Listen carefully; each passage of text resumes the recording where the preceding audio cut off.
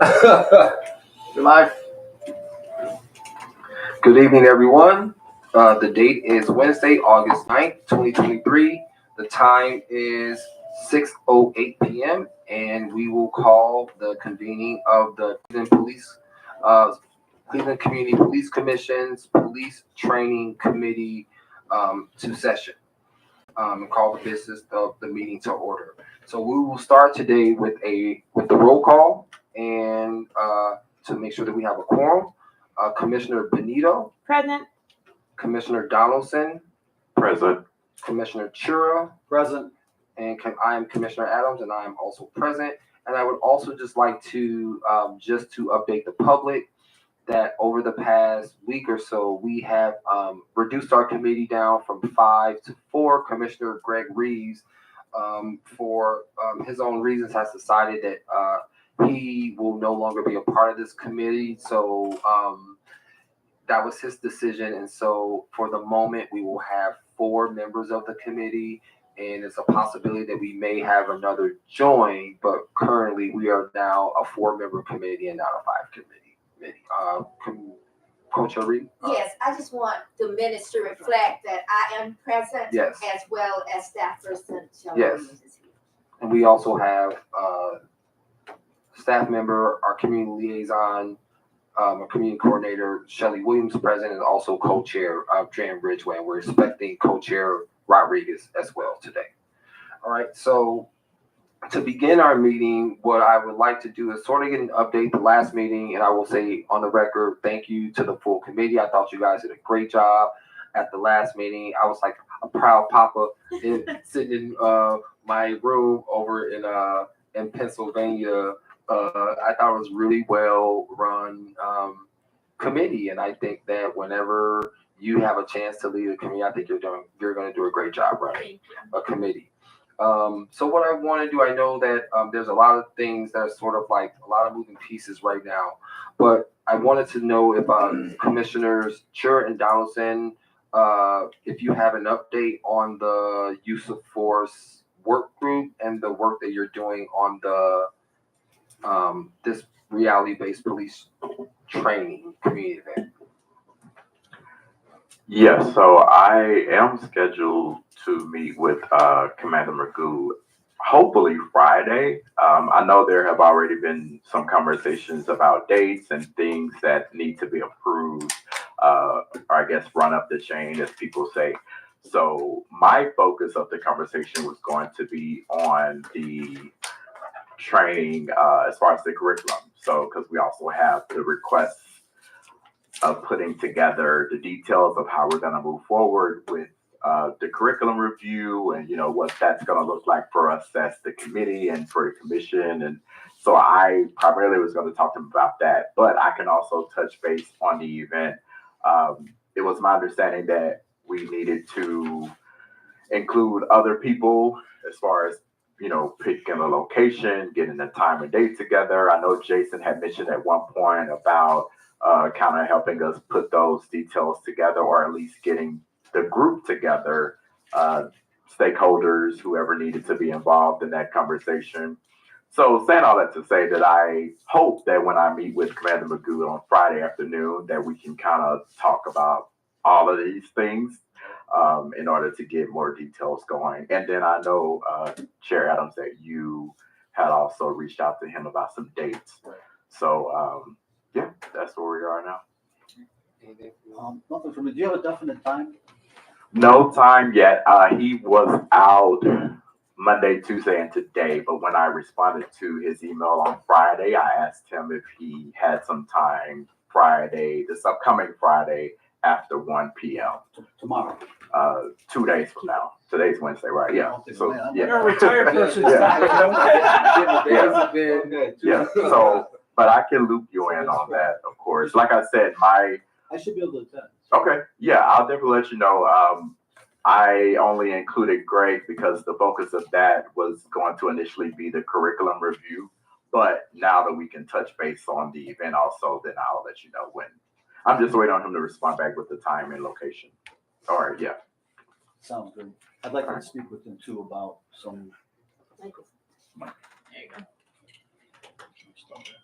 I'd like to speak to him also about some training for everyone, practical use of forces at the range, what everybody goes through, so everybody has a better understanding of exactly what we're doing out there. Yeah, that would be So, great. But we'll have to work it out with them. Commissioner Benito? Do we need another representative then for the, The TRC. yeah, are you gonna do it? You do it then? We do need someone else to join, so, are you volunteering to join? Is that why you're inquiring? I wasn't necessarily, I might be potentially willing to do it if nobody else wants to do it. Okay, So I know I am one of them. So are we just saying that we need two or, To do as you and Greg before. right? So, but I think we were gonna kind of swap Oh, out you were gonna anyway. swap out? Then you're good then. Yeah, I don't but know. then that would mean that Commissioner Donaldson would be beholden to all the meetings, and I kind of like the idea of two, because if we have two, then either both people can make it, but if both people can't make it, we'll still have representation. Okay, that makes sense. Whatever we need to do, but I'm definitely still, one of the representatives. I certainly wouldn't mind, but I'd be happy to let, Charles take the lead and let Ben still be in attendance. I mean, I think you two can kind of work it out. I liked it when there were both of us there. Like, we were both there, Jason was there, and once that TRC, if there's a scenario where it's fully populated with all the people that actually should be there, I feel like we would actually want to have both people there and Jason there, because there will be so many more representatives. Not that there's like adversarial or anything, but there'll be one of us and Jason, and then a lot more police there. So I would want both there. I would love to do it. Alrighty. Jason, do we need to do a motion for that or nope? So anybody opposed? What was the specific thing that you're going? Training review. So Chandra, Commissioner Benito will be replacing Commissioner Reeves as one of the police training review committee members for the CPC. Thank you for doing that, because I was gonna volunteer to do it, but I appreciate you. You're welcome. Thank you. So thank you for the update. I will say that through conversations with Edie Goodrick, I learned, because I was all about the dates, that one of the ways that we will push the establishment of a date is by having a project proposal.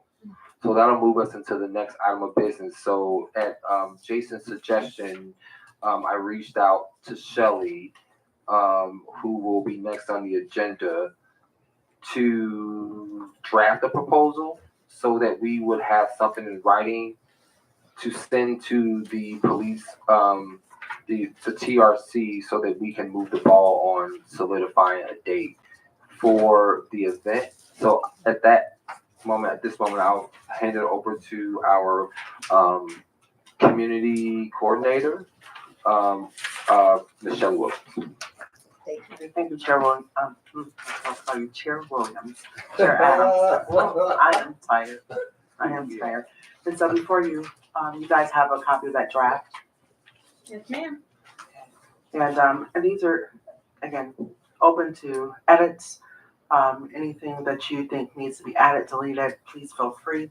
I will send you a digital copy as well, and you can, send that feedback or either make your edits and comments directly to the proposal, including the event title. It's just something that, I thought might be a good name. If you have another suggestion, you can, write that right in. As you can see, the date and times and locations to be determined. And so as soon as Commissioner Donaldson and sure you meet with Commander McGoo, we should have that pretty much solidified. Of course, we're the hosting organization. And so we were thinking about having 2 different trainings, one east side, one west side, and having 100 people at each of those trainings. If that sits well with you guys, that's why 200 is there. And of course, the target audiences are the Cleveland residents. I've given a brief description that needs some tweaking, definitely needs some tweaking, but a brief description of what the event or training will be about. And then underneath it gives a more full description. Again, some tweaking. This is just off the top of my head. And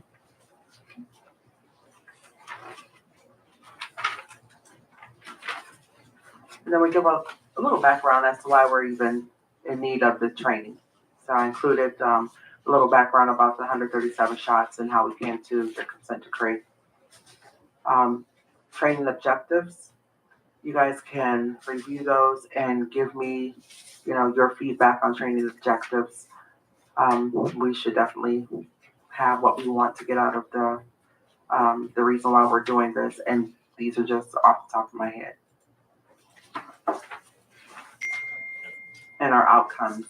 What is it that we're looking? I always begin with the end in mind. What is impact? And so that would be our outcome. What are we hoping to achieve long-term, short-term? What is it that we're looking for? And then I gave, a timeline. And Commissioner Adams, I think, did you want it shorter? Did you want this to happen before October? No, I don't think we can do it Okay. properly Yeah. before October. So I think that we were talked about maybe September dates at the last meeting, but considering that, we have to coordinate with the TRC, that it seems more realistic that October could happen. Yeah, so in order to, I think, get a really good fleshed out training of what we're looking to achieve, we need some time to do that. And so for this month, goals for this month would be to present the proposal to the police department, and then, set the date, time, location. And Commissioner Donaldson, I understand that you're already in talks with what the details of the training will look like. And so establishing what each one of those trainings would look like. And then September, begin marketing it. I know 100 people doesn't sound like a lot, but when you're trying to break the residents of Cleveland together, it gets to be pretty taxing. So we would have to do some heavy marketing for the event. And then we would have the event in October, set the dates, and have one east side, one west side in October. And then on the very back is a proposed agenda for what that training might look like.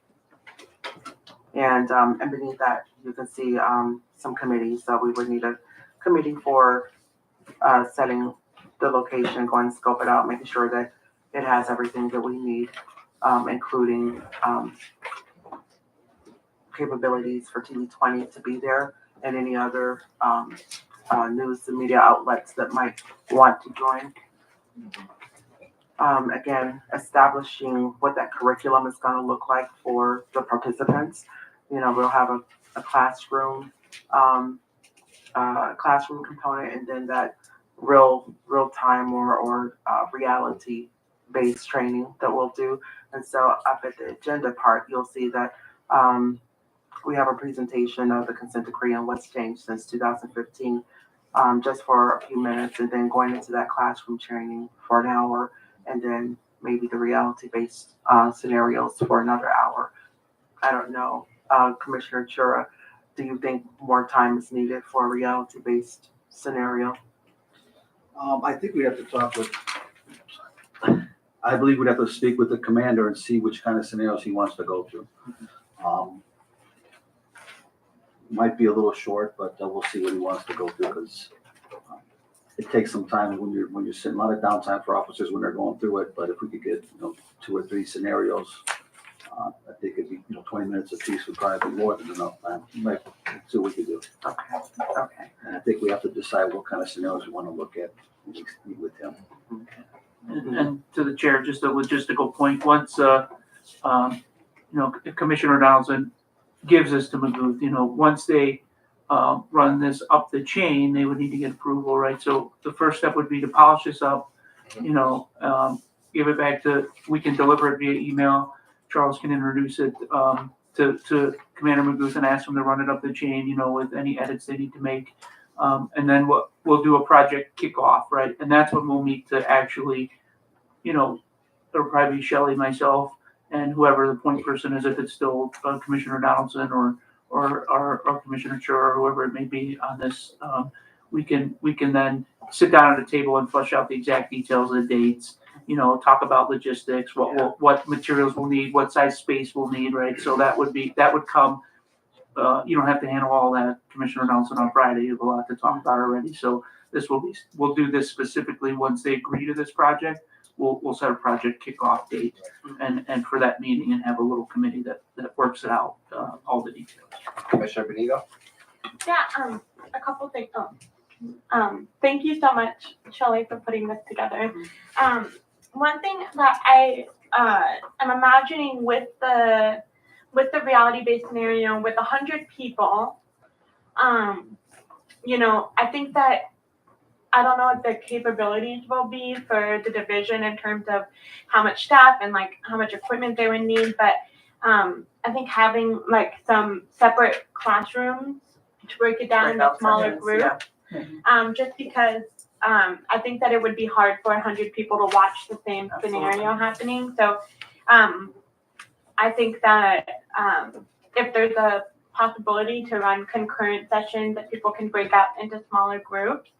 The other thing, I was just kind of looking through the background and the training objectives.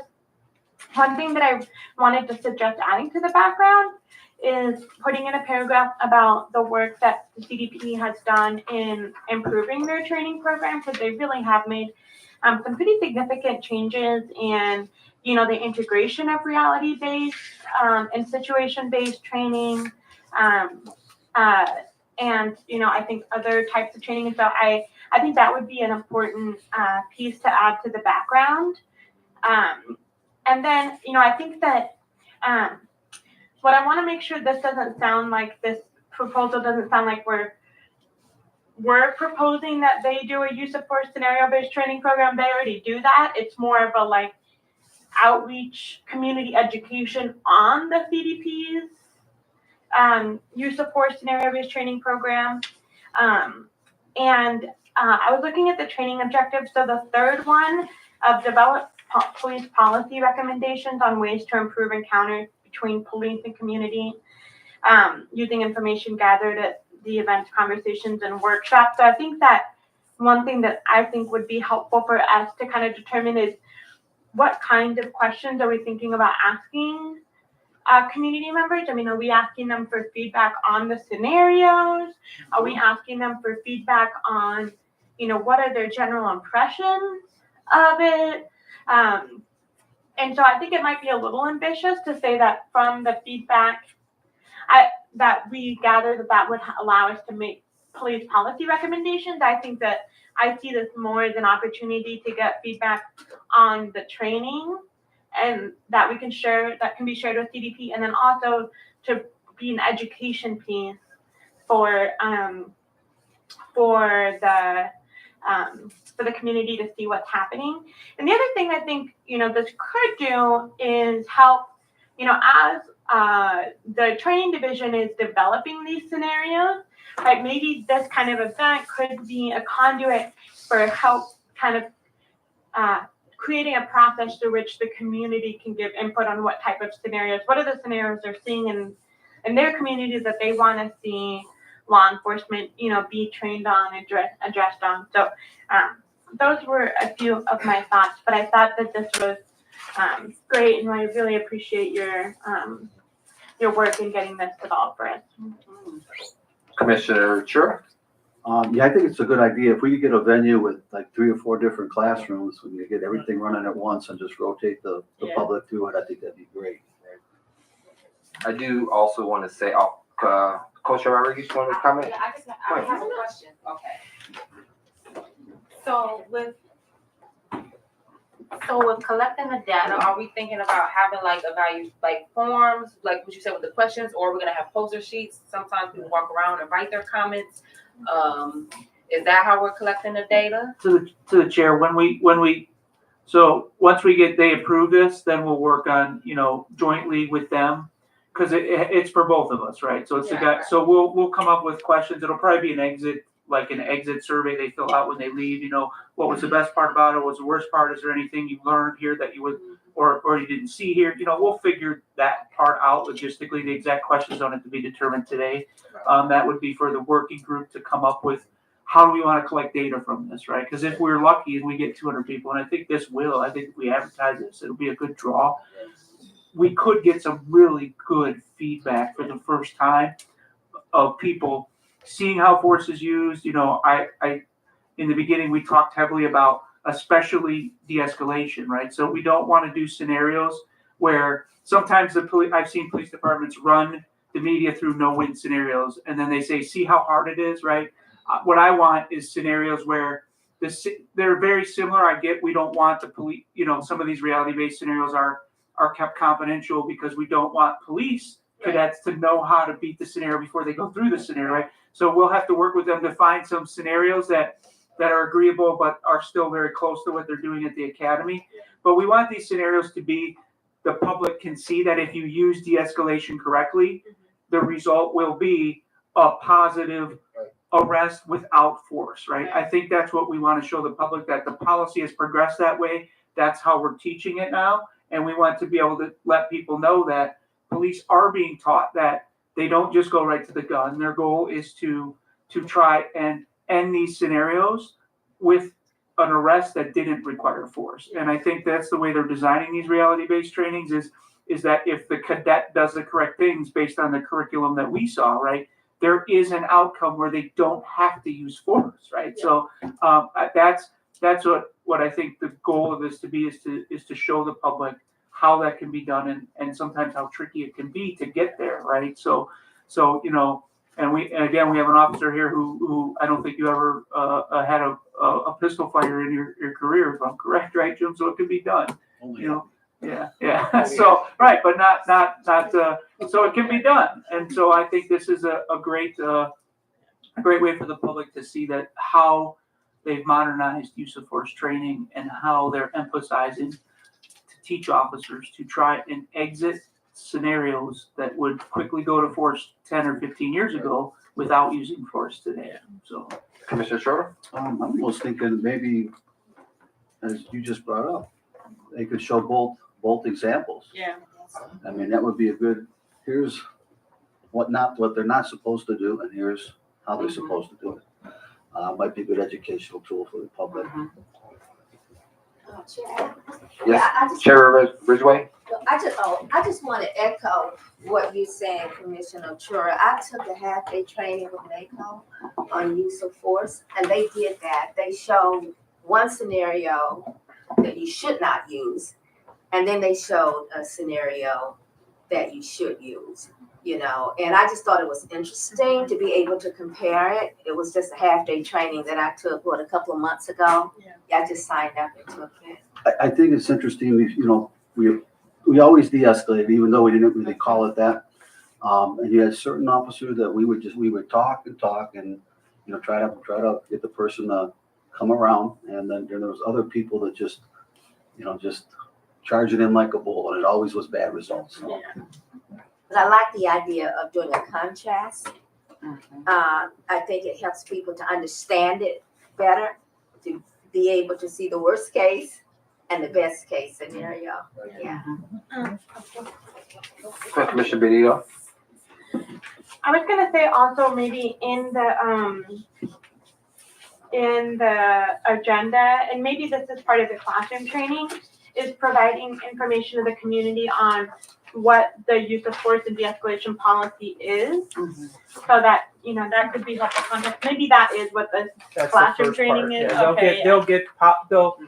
The idea is for the division to have an opportunity to say, what their new policies have, what officers are supposed to do, and even we can include in there, what a person's rights are if force is used, right, for investigation and that kind of stuff, right? So I think we'll try to cover all those bases in the classroom part before they go do some hands-on stuff, And I don't expect these will be very complex, because if we have 100 people, as we mentioned, we're going to have to do some kind of condensed way so that people can get through it in a couple of minutes, but still understand how reality-based training works, because that's the goal, right? We want them to understand this is what they're doing in the academy.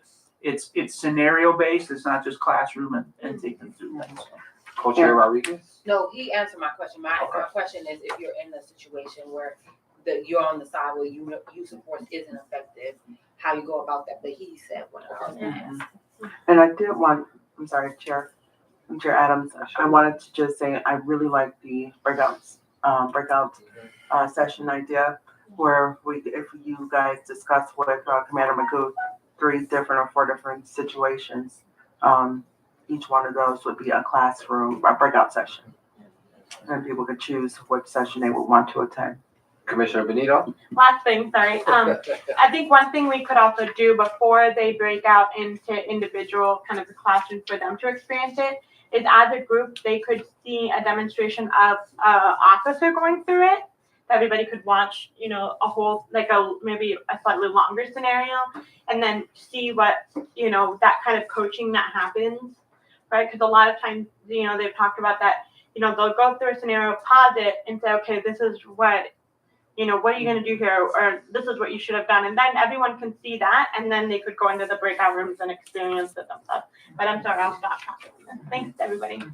I just wanted to add a couple things. The first thing I wanted to say is I went back to that really big binder that we got at our first meeting. And there is a report in there. I think it's a 2021 use of training report. So it's extensive. It's about 90 pages, I think.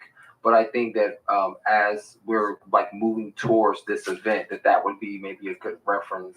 If maybe we have some questions about some of their updates or where they were and where they are and sort of their development. I think that some of that information would be there. So I don't think it's something that we have to require this committee to read, but just to know that we were given that resource and that resource is available for us as we're trying to figure out. So some of these questions may actually be in that report, but I just want to just remind us that we do have that resource. A couple other things. I'm going to be meeting with Chair Zayed from the Outreach Committee tomorrow. So we were going to talk about budget and grant stuff. But I think that as we think about, there's a clear outreach component to this event. And so I think that as that committee, has just elected their chair, they have their first meeting, after electing their chair. And I think that this would be a good opportunity to kind of actually collaborate with the committees. And so what I'm thinking, I'm also learning as we go along, what I learned from yesterday's Budget and Grants Committee is that perhaps it would be more efficient if, even though there's small and different components to putting events together and helping a committee to function efficiently, it may be something we might want to think about is just having a work group, and all that work group would do is work on this data outreach form. So rather than overwhelming work groups with a laundry list of things to do, we could have a work group that just focus on one small little thing. We can put several of those work groups together, and then we can focus work groups and commissioners in a way that sort of helps us to turn work over more quickly. And then we can bring that for feedback. And then we can we'll have to coordinate with the CDP on that. And also, I think that the other notes that I took out was about the breakout sessions. I like the idea of doing that. And I'm wondering if we could do it one of two ways. Could we have, sometimes you have, and this all depends on the conversation with Magoo, then it depends on how long these things take and just the logistics of it all. Maybe people get a choice of what type of session they want to go to, right? So maybe we have 3 different use of force groups or however we pick, depending on the staffing that they can provide. And then people can pick what they want to attend. And clearly, in an ideal world, they would want to look at them all, but that's just not realistic. And then people can kind of self-select what they want to. And what I'm thinking is some of the things that we were talking about with these breakout sessions. So maybe these discussions that we want to have can begin as a part of those breakout sessions. And then after the breakout sessions are complete, then maybe we come together as a full group, and then we'll have a diversity of what people have witnessed and what they saw and what they observed. And then it may allow for a really fruitful discussion as we come together as a whole group, and also thinking about the type of questions that we would like to ask. Us. This is a conversation that we had last week because we were concerned about what we don't want this to become is an event where people are coming to express their grievances with the police, because the whole point of this is to sort of twofold, to educate the police and give them more information and data in real time from the public on how the public perceives how they're being trained and what they're doing, but also to educate and inform the public on how our police are being trained, and to communicate to them that as a commission that we are dedicated to making sure that we do receive community feedback, and that we are transparent with the community about how our police are being trained. So what I was envisioning was that we could sort of have like a question box, like question boxes at the event. And as the community are getting informed, as they're looking at these scenarios, and maybe the questions, we could either one, have a form that sort of focuses the type of questions that we would like the community, like kind of direct the community about, so we can keep the focus of the event, or if we just want to have an open ask whatever question you want. I just think that that we can think about how we want to, but I just want to throw that out there. So Commissioner Adams, 2 points. The breakout sessions, They should be recorded. And so if I attended, one and I didn't get to see the other two because they're recorded, I can go back and I can see the ones that I missed.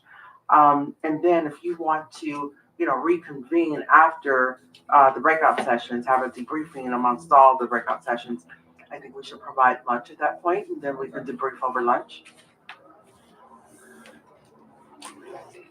So going to your point, I would suggest, if possible, that we have somebody on hand, because you never know what may arise. And even at our last meeting, when we had a representative from the police department, from the Port Commission, that could address the young lady, it was very helpful and it allowed us to move forward.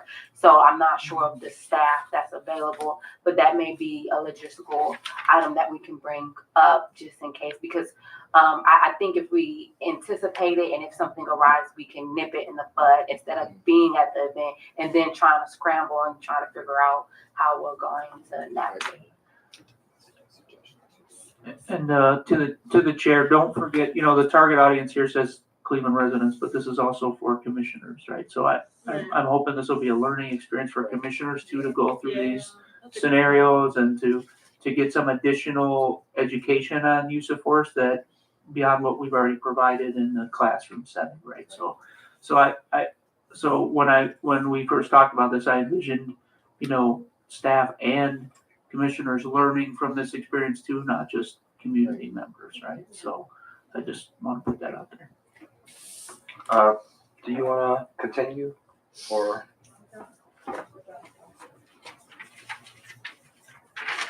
Okay, so before we move on from the proposal, are we done? I'm sorry, I didn't get an answer from you. yeah, no, we're, That was it. That was all. Okay. And I've noted everyone's comments, and I'll update it. Okay. With I do want to thank you because you did this really quickly for us, and I really appreciate it. She really did. Like, she turned it around like super fast. Is this a comment that can wait till public comment, or is it something that we should do now? You know what? You're the only community member here. Why don't we let you go ahead and make comment?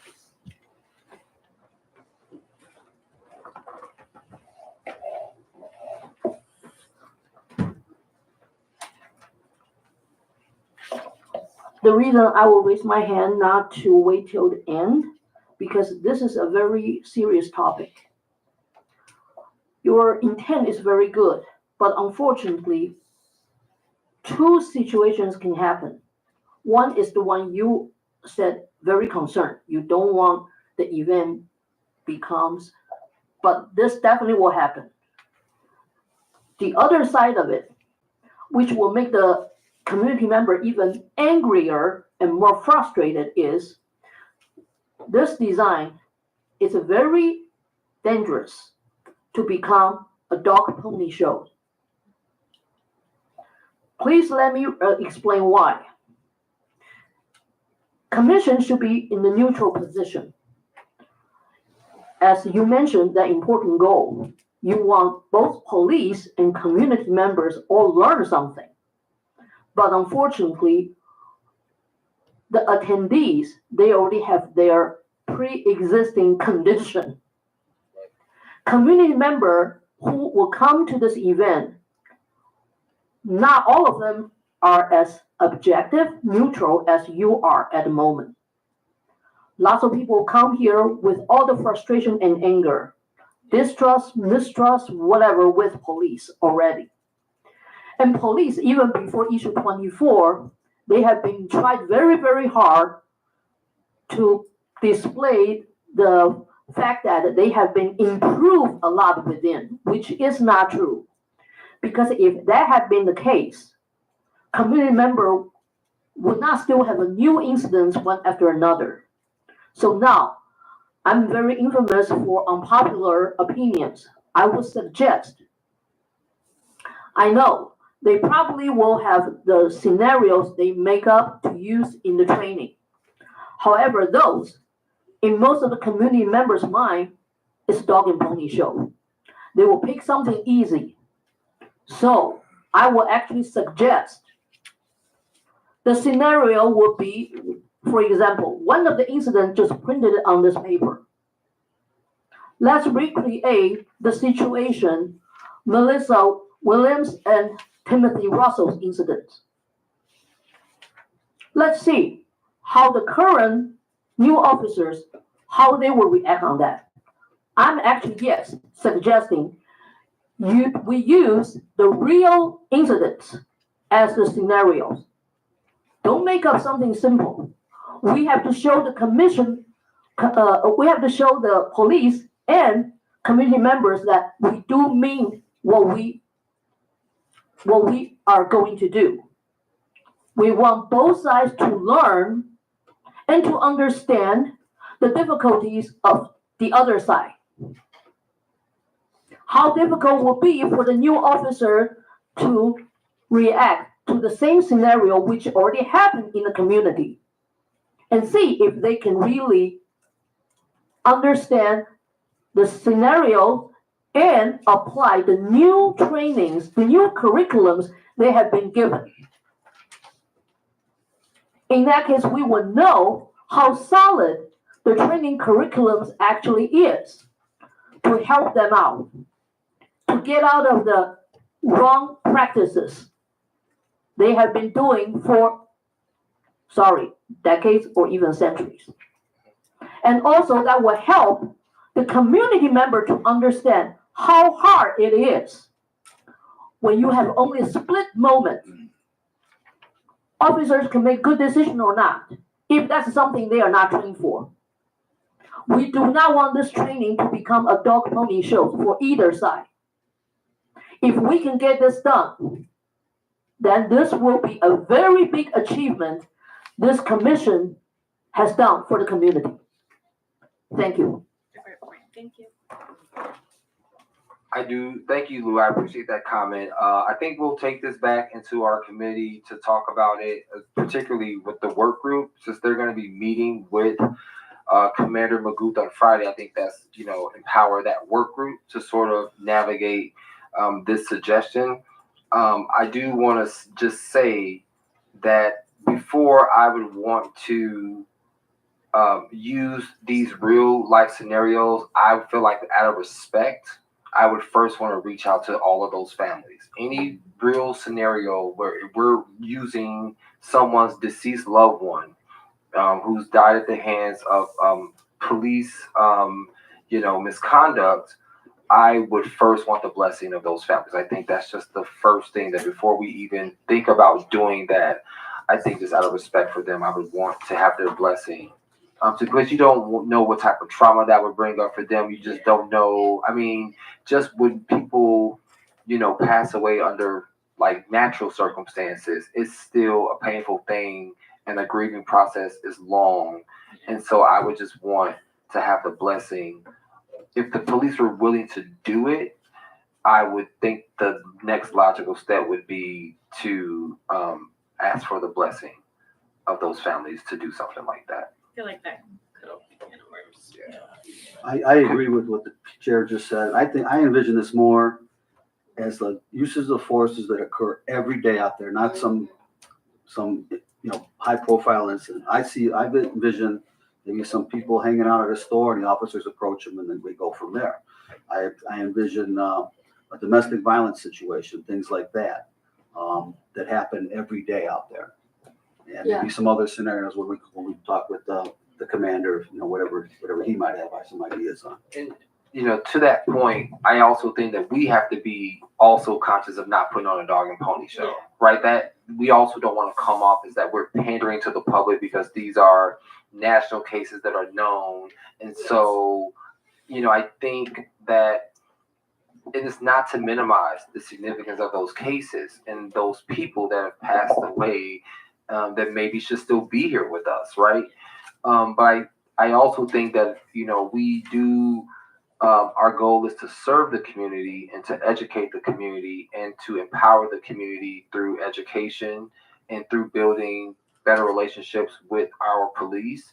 And I would, it's like when I teach government, there's a lot of things that I have to educate kids on in government, but I always emphasize that how I can empower them is to make sure they know that Bill of Rights inside and out, right? Like, the Bill of Rights, then you can advocate for yourself, right? And I think that what Commissioner Chura is saying is that, and he's probably the best person on this commission to kind of help us identify those, but what is happening in people's everyday lives that they need to know, that we can help them know with the police, educating them. Like I said, I don't want to minimize those well-known cases, but I do support Commissioner Chura's statement that we might want to show use of force in an everyday, most lay person in Cleveland, Ohio, a scenario that they might confront.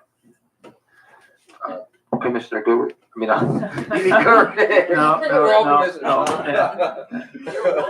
To the chair, so 2 points I have about that. There's no need to bring back the trauma of those moments at one of our meetings in that way, in my opinion. The word reality-based training means that they're looking at Commissioner Chura's point.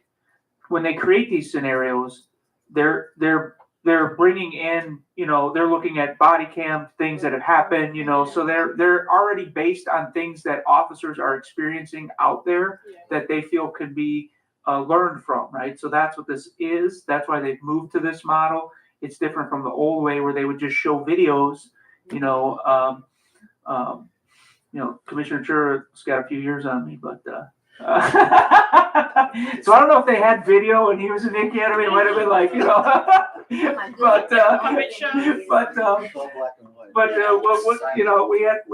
we at least had VHS and beta when I had mine, and they would show, the way they did that was show scenarios and then lecture, right? But now they're taking you through these things that officers have experienced and saying, this is how you actually do it, so you get the physical experience along with that, and I think, but I do agree that we do have to be cautionary, and that's why I'll make this point again, that this isn't a media PR day for the police, right? We want them to really show the public scenarios that they use to actually train their officers, right?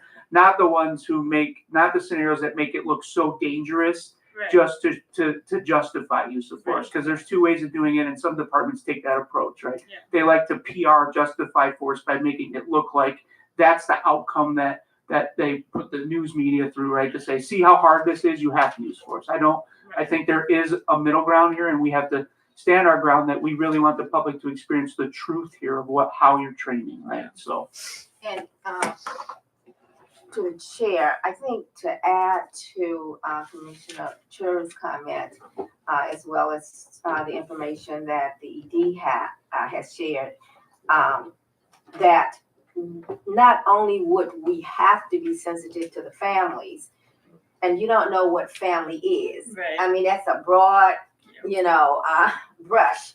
You're painting that with a broad brush. But I also believe that we must remain sensitive to the police too. Yeah. I don't think we want to throw into their faces, the worst cases, and these really are outlier cases. These are not the everyday situations that have happened in the city of Cleveland.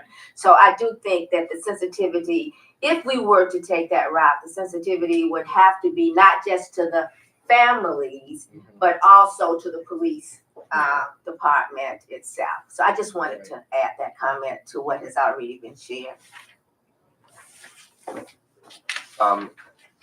Any other comments on this? So what we will do is we are going to add these events to our framework. I think that as we're planning these, my vision and my hope is that these type of events will occur maybe 3 to 4 times a year, maybe like quarterly.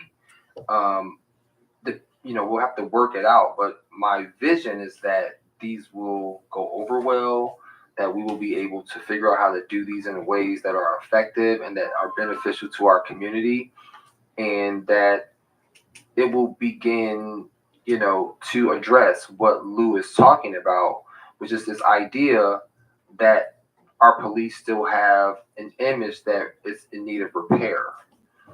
And I think that the best way to do that is to bring people in close proximity with each other, for people to get to know each other. I mean, we've all met several of the police. Like, we're fortunate that we have Commander McGuth, we have Lieutenant Smith, we've had several, even the people that were at the TRC meeting that Commissioner Reeves and I attended.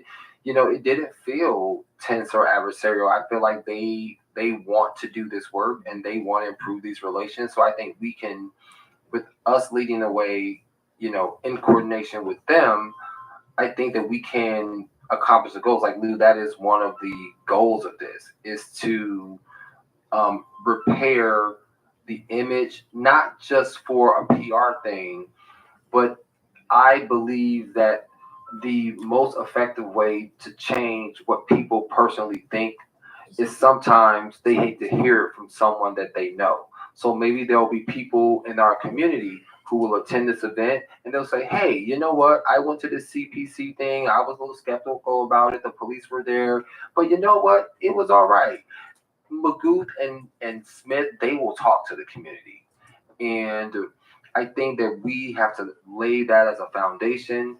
And as people have been selected to do this work, I think we have to figure out ways to lead the community and work with the police so that we can address. Because I agree with you. I think that that we do have to change public perception about our police. And so that's part of the reason why we're here. We're here to hold them accountable when we need to, but we're also here to work with them to ensure that we achieve initiatives for our city that's going to improve where we are right now.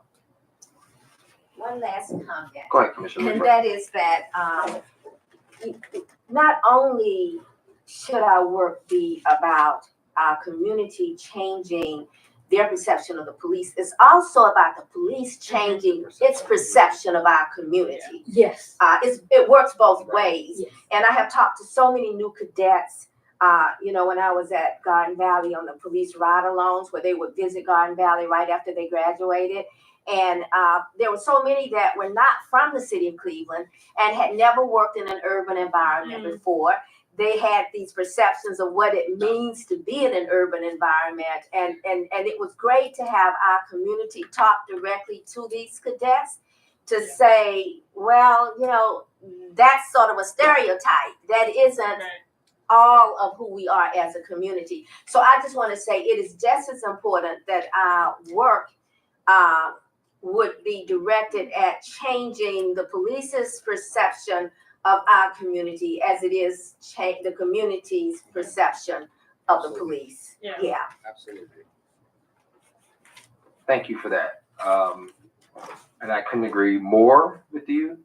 I think that, so what I would say is, for Commissioners Chura and Commissioners Donaldson, I'm, I know we're all taking notes and everything. I'm gonna let you guys take charge, take the lead. I know that you have said that one of your emphasis, Commissioner Downs, is going to be on the curriculum piece. I'm here to assist you and help you with that as you see fit. The work can get a little overwhelming, and sometimes you just need a little bit of help. But I do believe in empowering work groups and people who volunteer for them to allow them to work and not micromanage. So I'm going to trust you, but I'm going to also say that if you need me to help in any type of way, I'm here to assist you.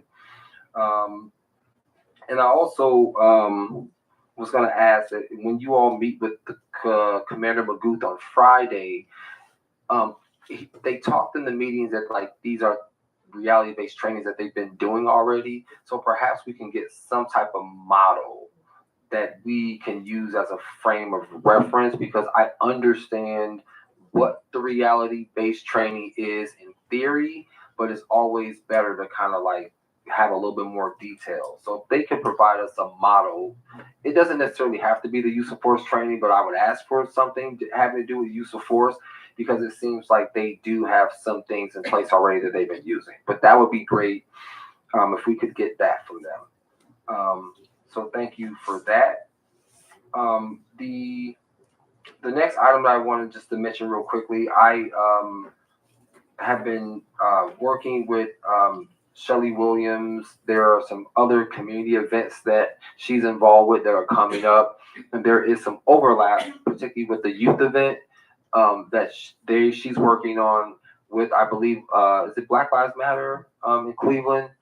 And so I'm gonna work with them on that, not on the behalf of I'm doing this as like John Adams. I'm not necessarily working as a commissioner on this, but it overlaps with my work as a teacher because it involves youth. But I'm hoping that eventually we may be able to do some collaboration with them on this youth event that they're going to hold. I haven't had a chance to meet with them because our meetings are literally overlapping right now. Like they're meeting right now and we're meeting right now. So clearly I can't be at their meeting. We can't be there, but I will keep this committee updated on that.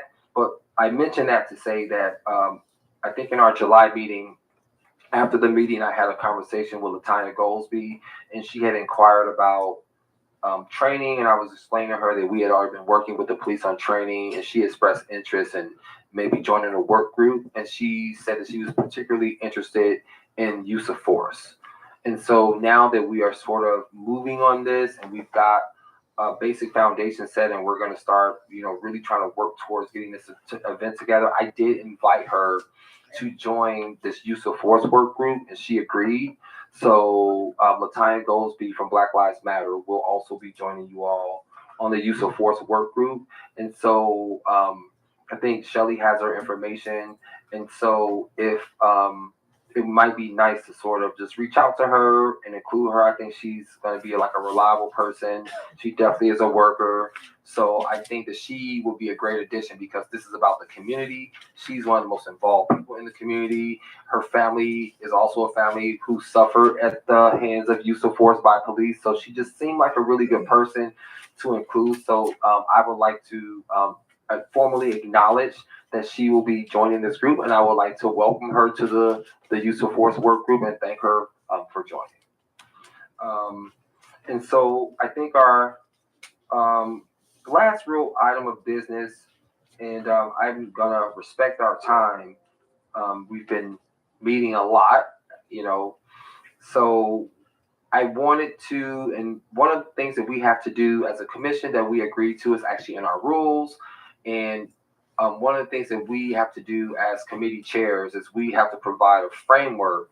We have to add our committee's objectives and our goals and our projects, our outcomes to a framework that will then guide the work of the full commission. So every committee is participating in this, and it is the duty of the chair. But my leadership style is more collaborative. It is more, I think that we're better if we put ideas on the table and allow the different minds at hand to sort of provide input so we come up with better objectives and therefore better outcomes. So what I would like to do is sort of open up the next 27 and a half minutes because we're going to stop this at 7:30 because we don't have to complete this today. I just wanted to get some input from commissioners. So I would like to spend the next, 30 minutes or so talking about our framework. So the items on our framework are we have to have our projects. So we literally just talked about a project that we have, right? I think even maybe this survey that we want to do from this could be a part of it. I don't know, but we can talk about it, but we have to have a project and then we just basically come up with like what the objectives of the project is, the deadlines for that project, the measurable key results of that project, any budgetary requests that we need, and sort of like how we prioritize it.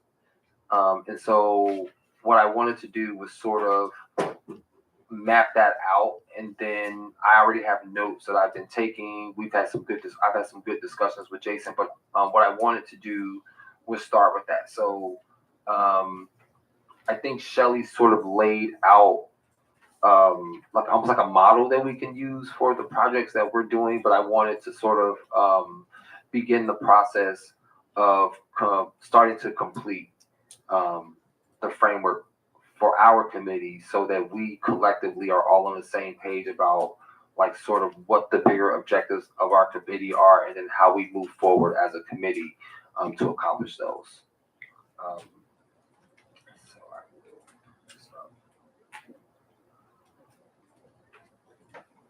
And he didn't agree to, but I think Commissioner Donaldson is going to be our unofficial secretary. He didn't respond to my message, but I think he said yes.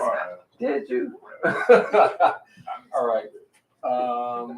Okay. So, so I do think that when we in the consent decree, I think the consent decree kind of lays out a foundation for this framework for us in the consent decree, and I think that co-chairs Rodriguez and co-chair Ridgway mentioned this when we talked about our priorities. I think at the maybe not the last meeting, but the meeting before. But the monitoring team and the consent decree have already identified use of force, search and seizure, and bias-free policing. And crisis intervention. So I think that with the addition of this specific project for the community in terms of this reality-based training, I feel like those could be our 4 areas that we can discuss, and then we can kind of build out from there.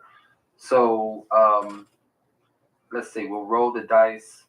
We got Secretary Donaldson over here, and then I'm gonna say that I would then roll the dice, either Commissioner Chura or Commissioner Benito out of bias-free policing, crisis intervention, use of force, and search and seizure. Which one of those would you like to discuss first? Maybe let's talk about bias-free policing first, because we've kind of had a little bit of conversation with Commander Magruth and Lieutenant Ryan, and then about that. So maybe we could start there. Sounds good to me. So that means our project name will be bias-free policing, right? And so the objectives. So the first thing we have to do is come up with objectives for what we would like to accomplish for bias-free policing. And while we're thinking about that, I'm going to pull out my consent decree.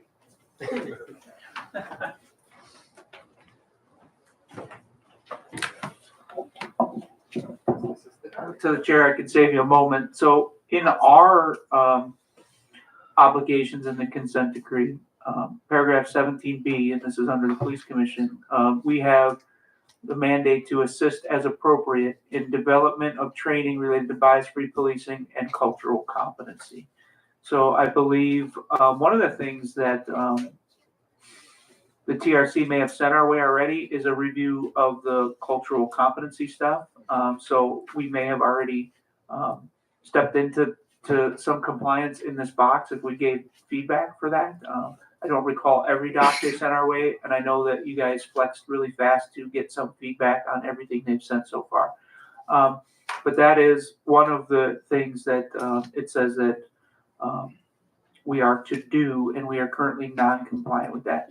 So any project you can think of where, you're looking at the training that they do, and maybe coming up with a way to improve it or evaluate it in this group would help us get closer to compliance in that box specifically. One question, just kind of about the framework in general, is would one project be the ongoing review of police training curriculum and sharing feedback, or is the project each one, like each topic, that's one of the pieces of that? One of the objectives we'll put in the framework for this group is participation in the TRC as an ongoing project. So they have 4 quarterly meetings, but at those quarterly meetings, they throw a lot of docs at us. So no matter what other projects we assign for ourselves, we have to be flexible in this committee and ready to respond to whatever the division is working on their cycle as well. So it's similar to policy too. They also have to be cognizant of that, because when the division goes through its own policy review cycles, we have to be able to jump into that. So that will cover one project. Yeah. But I don't know where bias-free training is on their cycle right now. We may not see it this year, and it doesn't mean that we can't do a look back at it because it's something that's very important. So it's up to you if you want to make that a specific work group around that topic to just kind of see where it's at, get some fresh eyes on it, get a different perspective, and it is mandated for us to do that. So on the topic of the bias-free policing, I know that when I was talking with Commander Magooth and Lieutenant Ryan, they kind of talked about that some of the language that they use in the training is a little bit set in stone because they have to follow the language that's in the GPO on bias-free policing. So they were talking about that one way to evaluate the bias-free policing policy might be actually in conjunction. The bias-free policing training would be in conjunction with looking at the bias-free policing policy to see if there's any changes in language that need to be made in the policy, so that then you can make some of that corresponding language changes and approach changes in the training. And so one thing that we could do is potentially do a joint project with the police policy committee to look at both the kind of training side, because I think they inform each other what language you want to put in the policy is gonna, we want to make sure that reflects the way that we want to teach on it. And so I think doing a joint project of looking at the bias-free policing policy, looking at best practices around teaching bias-free policing and teaching about implicit and explicit bias, and doing kind of a joint project that way. That'd be my recommendation. So would the objective under bias, one objective be to sort of coordinate with, or to basically recommend to the policy committee that there is some sort of like review of like where the bias-free policing policies are? I would suggest that we review the training, so that could be one objective, is reviewing the bias-free policing training.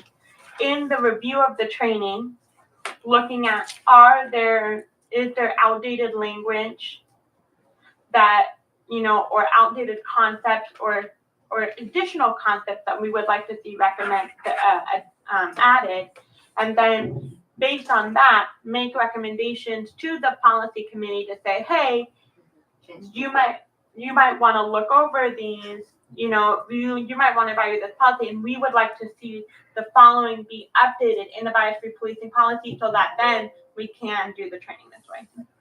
And to the chair, here's what's in policies framework at the moment surrounding bias-free, so you can kind of see how you can complement it. And it's just a draft, so it's not officially adopted yet, but they do have it as a project, bias-free policing, and they have 2 objectives. Review CPC recommendations from 2016, right, that went into the creation of GPO 1.0708, which is bias-free policing, right? So I will tell you that group was under Dean Lee Fisher, and it was the most comprehensive set of recommendations we've ever made. In fact, Dean Fisher had it hardbound printed. It was so thick. So it's a treasure trove of information on bias-free, but to your point, that was 2017. So science changes. So there's an opportunity for the policy group to update that in a way that it corresponds with science around it, right? The second objective is to determine what data points are being collected by the division related to bias-free policing and obtain access to the data, right? So this is one of those things that is to be out of the consent decree. That's one of the specific measuring points that are require a time period that have to be shown to the court, right? That there is bias-free policing via data. We still don't know the exact complement of data points that they're collecting yet, and there hasn't been a full report released about any data they are collecting yet. So that's been in the works for years. So we want to know in policy what data points are being collected around bias-free policing, right? So how are they assessing their own bias-free policing effectiveness? We don't know that yet. And the goals for that are so that commissioners have an understanding of current bias-free policing, general police order, and past recommendations. So that's the first measurable outcome, is having an understanding of what we've recommended in the past, what the policy currently says, and what was and wasn't accepted. And then we also want to have the commission have the ability to run data and answer its own research questions related to stops and bias-free policing, right? So we know that they will present data in a way that is favorable. We would like access to the raw data to see if they're presenting it in a true, accurate way. So that's where it's at. It doesn't mention the training. So there is a way to complement this if you want to do a separate evaluation and the training and the outcomes of specifically the training, because then you can draw that gap. If the policy, you have policy, then you have how the training and then how it's working in the street. So we're going to move towards working in the street. And if there's a problem there, it can be either in the policy or the training, right? So you can attack either one of those 2 points to improve the outcomes on the street.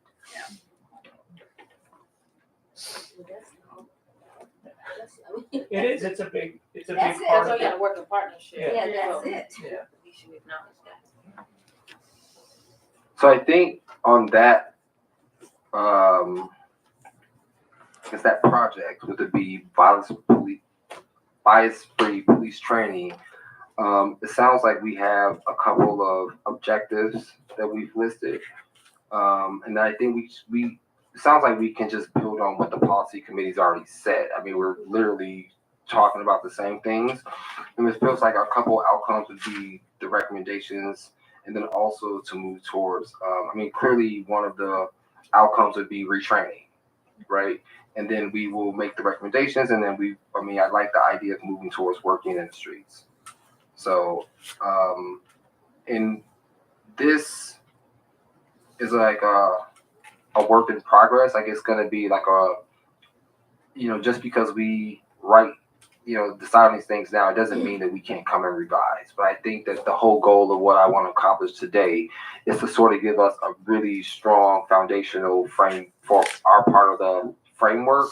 And then as we learn more and as we are getting more data, we'll probably come back and revise. But I don't know if anyone else wants to add anything on the bias-free policing. And just to share with the committee, I just had a working list of sort of where we are with our project. So we have those 4 areas that have been identified by the monitoring team, which is the crisis intervention, bias-free policing, search and seizure, and the use of force. And then we also have the community, the reality-based training project. And then we also have adding feedback to the TRC. So just so we're all on the same page, we essentially have 6 items that we are going to be able to plug into the framework right now. That could change, but I think that that seems like plenty of work for us to get done. So that's sort of I'm satisfied with just that as a foundation, and so we want to just try to keep moving things along. He's gonna send a note and then he can put it in the former framework. Is that what I'm hearing? For like next steps? I think Charles, are you right? Or some, okay. Yeah. So we'll take notes and then you're gonna send it so then we can put it in the, okay.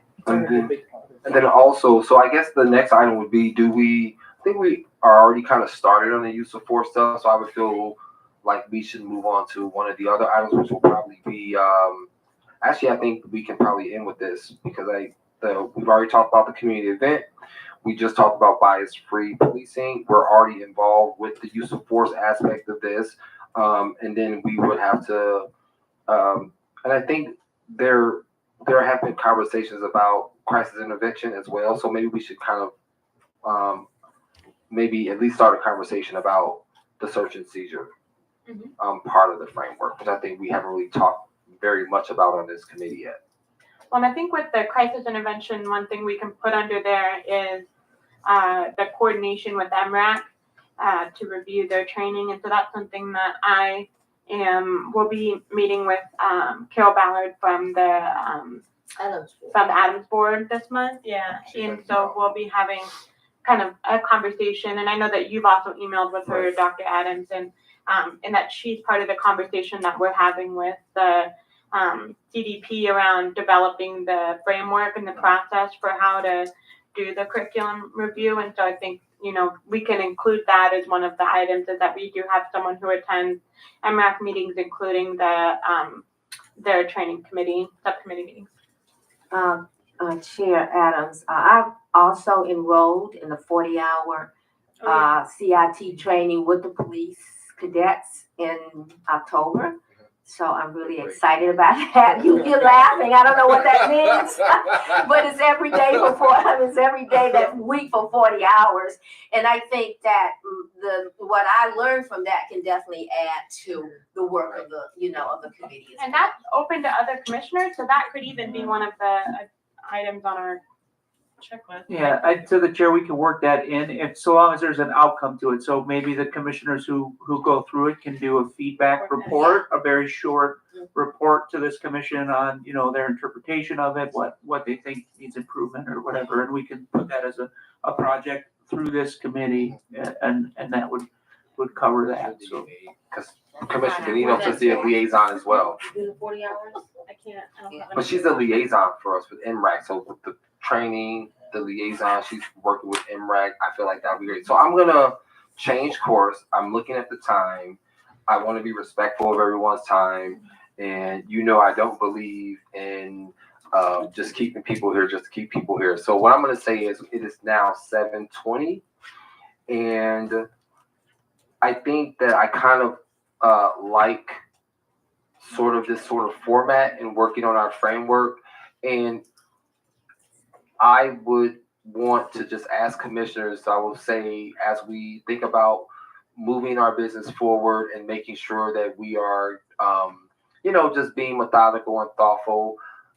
What if we table the crisis intervention portion of the framework and table the search and seizure, and then between now and our meeting next month, why don't we sort of, if possible, come with sort of some suggestions for those parts of the framework, and then rather than sort of go off the fly when we haven't had a chance to look at it, it'll give commissioners an opportunity to sort of look at the portions that deal with search and seizure and all the materials that we have, and then also think about what we already been doing with crisis intervention, and sort of, I'm going to lean on you for that. But I think if we can maybe just think about those as two business items for next meeting, and then that'll give, Charles has got notes, and then I can help work with Jason to sort of put these other 4 items into the framework. And I feel like that's a good foundation for the framework. But if we start this conversation, we're not going to finish it in 10 minutes. Yeah. So I just feel like we've got enough. We have direction. Yeah, so I would be okay. Are the other commissioners okay with reserving those 2 items for our next meeting, the search and seizure and the crisis intervention? Is that okay for the timeline? So in the draft, I think the best is just to put that very minimum in there right now, just CIT. Some commissioners are attending CIT. One objective, they will complete a report. If you want it's a living doc, so you can add to it. But I think the goal is to get this out to the public for comment, because that's the second phase of this, is letting the public comment on our framework. So long as it's just penciled in there, it's not the final version.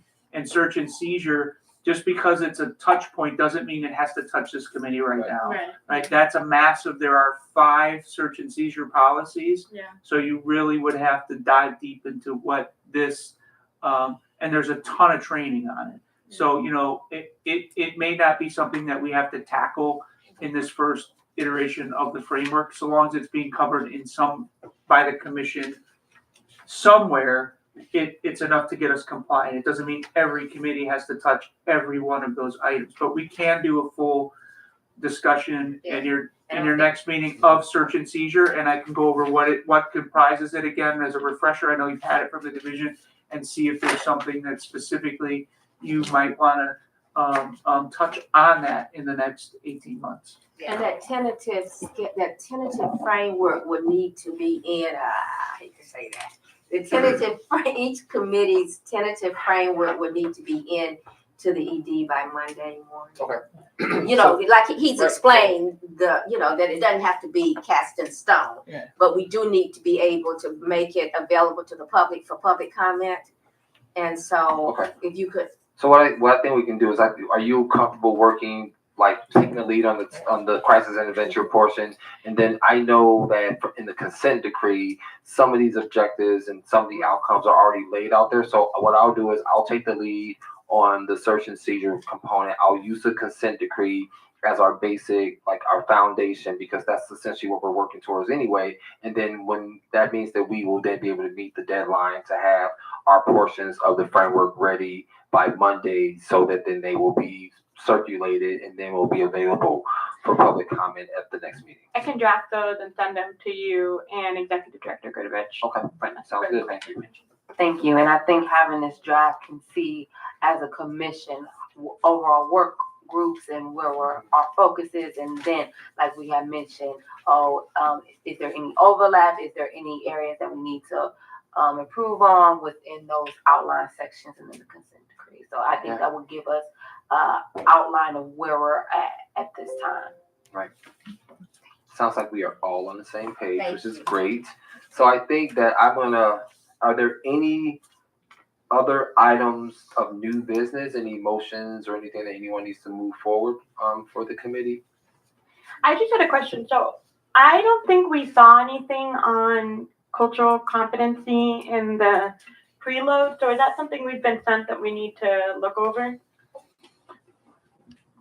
To the chair, the preload as far as the training stuff that we did, is that the question? Yeah, you just mentioned that they had sent over. Well, the TRC, I think there might have been a cultural competency Okay. curriculum that was sent out for a quick review. I think that's what it was, but they call it district awareness training is what they call it instead of cultural competency. So that is the wording from the consent decree, but they changed the wording and they call it district awareness training. And it's supposed to be that was argued for years. Yeah. It took years to get to that. And it's just a very high level overview of the different communities that make up a district and what is unique about your district. So it's not as deep as cultural competency. And I haven't seen a new curriculum around that. I can give you, LaToya Logan, former commissioner, chair ex officio, LaToya Logan, she put her heart, soul, time, and professional expertise into designing them an entire cultural competency curriculum and sending it over, and it never gained enough traction to become the actual training that I'm aware of. So I can also share that when you're ready. We don't want to overwhelm you right now, but she did incredible work to give them a foundation for that, and I don't know what the end status of it ended up being. I'm wondering if we can fold that under bias-free policing as one of the It's in there as the well. objectives, and then also when we are at the point where we will be focusing on the bias-free policing portion of the framework, we might just want to invite her in and ask her if she can kind of just walk us through and there's no need in recreating, the wheel. And so she's a dynamic speaker and a smart woman. So I would say that as we move forward, we should just invite her in and hopefully she'll come and talk to us. We could put that in I there. think it's a great idea. Yeah. Anything else? And so I guess lastly, do we have any more public comment? Luke?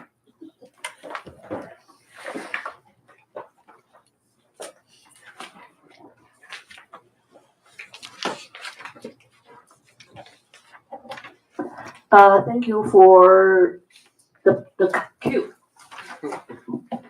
Okay, after I gave you the more extreme ideas, now let's talk about something practical. And coincidentally, a couple of the issues you just discussed, that's exactly what I will offer too.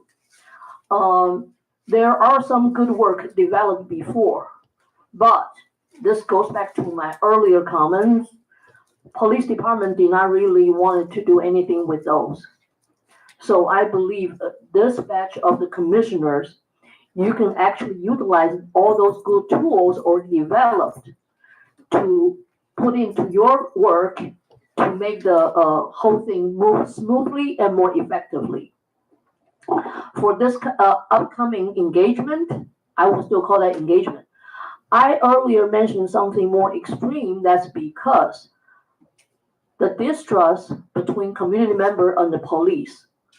Lots of time, these incidents are the huge triggers and turning points.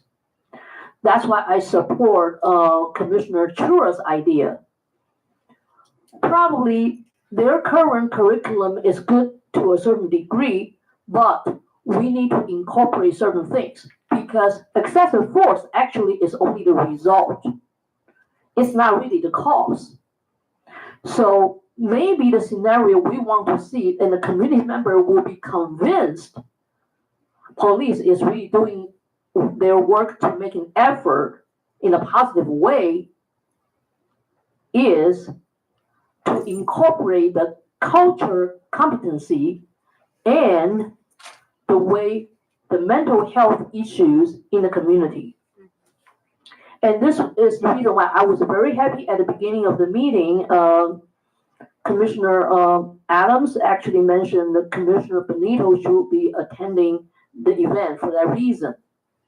We would like to see some of the scenario. Now I will give you the more practical ones. Right now in the convenience store, police comes in. If there's no incidents to begin with, nobody report anything saying there's a situation in the convenience store. Officer, they just came in because they passed by the area. Maybe they just want to get some soda.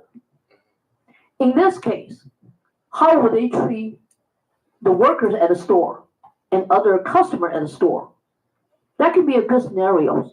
It's just like during our training earlier, there was one thing, even Commissioner Adams was very adamant about it. Why would you be stopped on the street? You're not doing anything different from anybody else. Why would you be stopped? To be asking questions with a certain kind of attitudes or wording. These are the actual cause of all those incidents. That's why if the person being asked, in this case that will be you, when you do not understand what's going on, you may answer something they do not like to hear. But that's not a probable cause for them to use any excessive force on you. This is the reason why we want to show the training actually start targeting these kind of behaviors. This is the reason why I gave the extreme cases earlier. Because all those cases, the reason they became even nationally known, that's because throughout the process, so many evidence could show the victims did not really do anything abnormal or outrageous to cause the excessive force on them. Right. This is the reason why I gave the extreme scenario case. Of course, we probably will not go there, but the real life scenarios people encounter every day, as Commissioner Chura says. If we are all in the store buying stuff, maybe we are just browsing. Store owner is not complaining. Nobody else complaining about me. Then why the police, you will come to me, ask me questions in a certain way. This is what community members want to see. This is where people will believe everybody's making an effort, and I should also make an effort to understand police actually are improving. This is the best scenario we can get out of the upcoming event right now we have designed for. So I think the MREC should be a partner with this thing because we hope they will see, because lots of cases actually has something to do with mental health issue. Excessive force actually was the result of police officers did not really know how to handle people having mental breakdowns or emotional crisis or actually a physical health crisis. For example, I always like to mention extreme low blood sugar. That will make somebody behave irrationally too. That's a very common situation. But medic people probably will understand better than the regular police officers.